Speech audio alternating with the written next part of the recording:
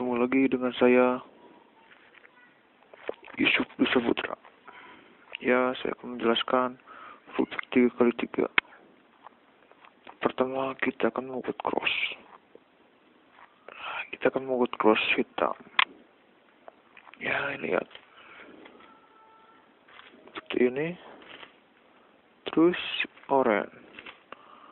Lagi merah. Udah jadi cross tuh, lihat. Jadi hitam merah. Oke, dengan cara F2L nya ini biru oranye. Oke, kita melakukan biru oranye, kita biru oranye. Ada lagi merah hijau. Nah, ini hijau, merah, jadi biru, merah biru, kita ke merah. Oke, jadi kita pakai rose ORL ya, itu semua di bawah. FR aksen F aksen udah.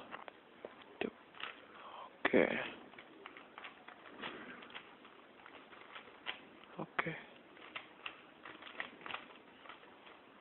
selesai. Ada kondisi seperti ini. Ini cara menyelesaikannya adalah M aksen 2 kali, U, M 2 kali, U2, M aksen 2 kali, U, M 2 kali. Saya akan menjelaskan mutasi yang enak dieksekusi, yaitu mutasi T. Lalu kan, lihat.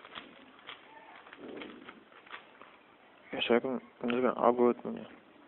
R, U, R aksen, U aksen, R aksen, F, R2, U aksen, R aksen, U aksen, R, U, R aksen, F aksen.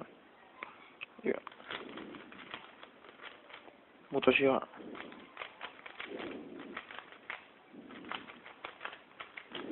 Ya, algoritmanya kayak tadi.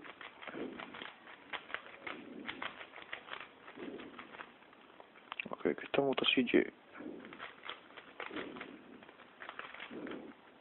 Ya, lihat algoritmanya.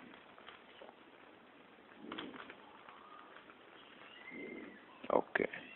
Selesai video saya. Terima kasih.